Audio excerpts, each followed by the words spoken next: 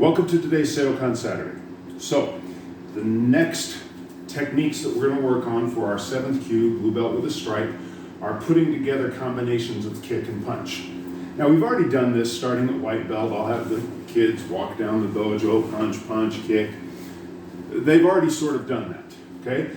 But it's been done out of the standard Zenkutsu Chigean prep, very much one thing then the next, just kind of to get them moving. Also, I'm not super picky at the white belt beginner levels early on, whether they know their right foot from their left. I just want their arms and their legs moving so they can get a sense of their body.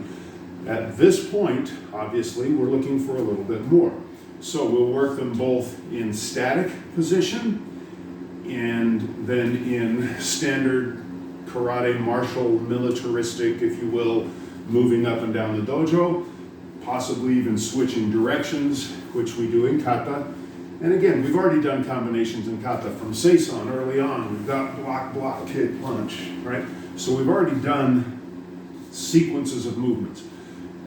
The next level and part of the requirement now at the 7th Kyu is not only do we do them in that martial military up and down the dojo, standing in place kind of a thing, but now I expect them to move a little bit, and I also expect to put them against resistance on the bag.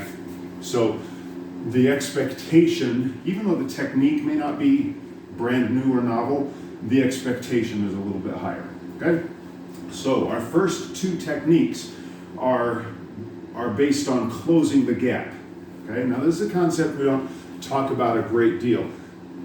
If you want to check your punching skills, you box. If you want to check your kicking skills, you do taekwondo. If you want to check your throwing skills, you do wrestling or judo or something along those lines. MMA sort of has popularized the concept these days of gap closing, which is to go from a range where I can reach with my kick, but not my punch, or where I can reach if I advance with my back leg, which is even further. I can't reach with my front leg, but I can with my back leg. Now I get where I can reach with my front leg, but not with my hand. Now I get where I can reach with my hand, but not with my elbow, and I'm too far away for a front leg knee, but I'm close enough for a rear leg knee. Then I get where I can work with my elbow, and both knees come into play, and at that range also we're dealing with limb trapping and grabbing. And then in super close where I'm actually manipulating the person's body and can throw them. And then again, moving back out through the ranges. Traditional karate has always had that. MMA kind of popularized it because in the evolution of martial arts, it was kind of like the old days that we grew up in, my era and before, where you went to the filling station. And at the filling station, which was where you got gas, they would change your tires, check your oil, look at the windshield. You could go in for an appointment, have your transmission changed out. They'd repair the muffler. Everything was done there. And they eventually came to be called service stations.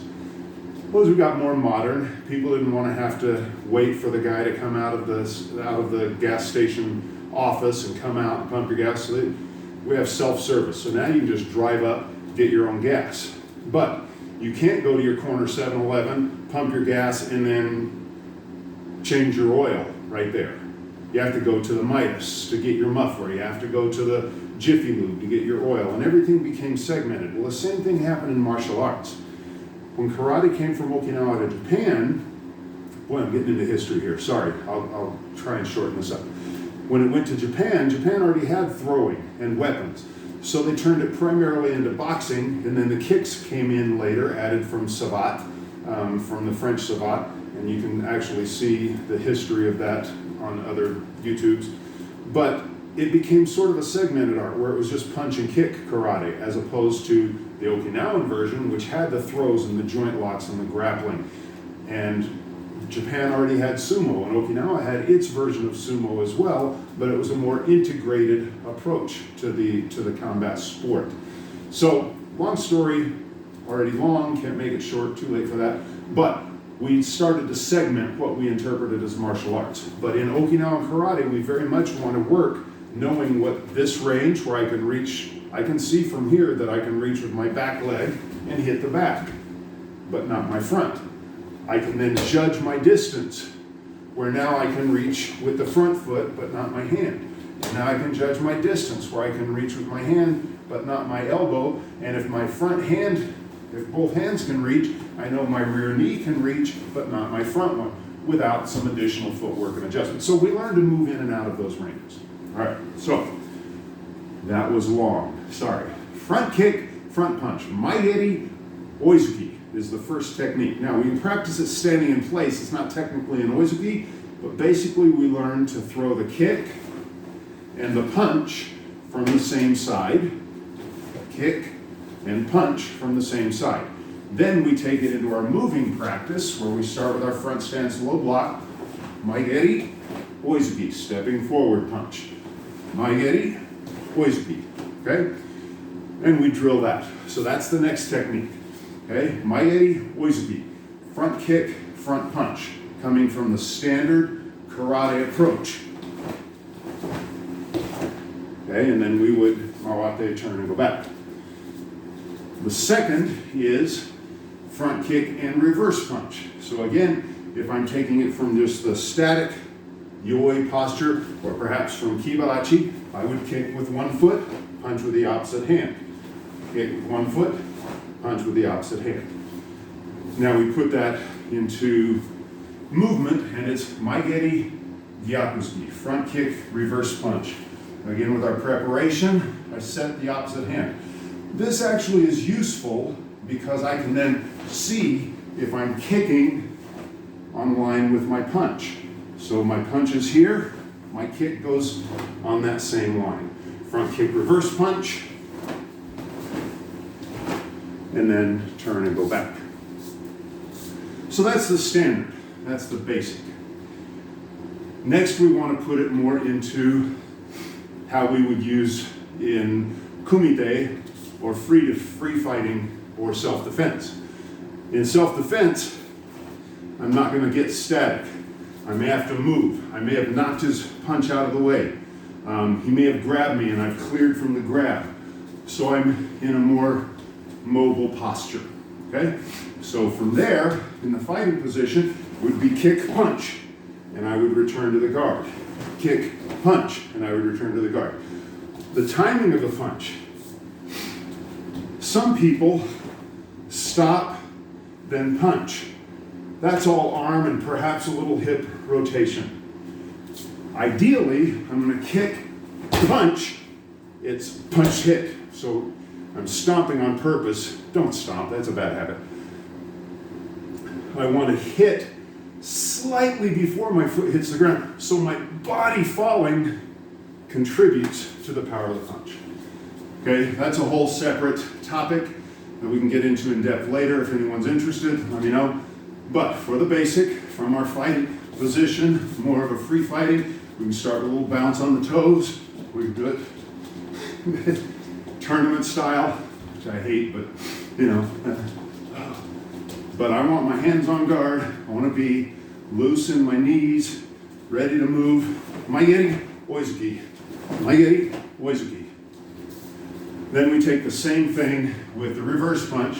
Again, staying loose, hands are on guard. We're learning combative hand positions, blocking and moving, and we kick, reverse punch. Now on this one, unlike the front punch, because I have a full hip rotation coming up on my back foot across in boxing, our stance in karate is a little wider typically than boxing, but it's the same concept. So I kick, reverse punch. Kick, reverse punch. Okay? Coming across and through. Through his jaw, through his body, slight angle, straight forward, depending on what you're picturing. All right, so those are the two techniques, first two of our combination techniques for the blue belt with a stripe. We put them on the bag also, so that we're working on our sparring technique, kick, punch. All right? Not too much. Knock things off the wall. And then kick and reverse punch, same thing. Working imaginary bob, weave, dodging, kick, reverse punch, same thing. kick, reverse punch, and we practice with impact. That's it, okay? Told a long story, did the short technique. Even that just winded me because Thanksgiving is weighing heavy. Hope you all had a great Thanksgiving. My Gedi Oizuki, front kick, front punch. My Gedi Yakuza, front kick, reverse punch. Standard karate, kumite style, and impact. Thanks again for joining. Please like, share, subscribe, ask questions, make comments, tell a good joke. Thank you again, and until next week, as always, keep practicing.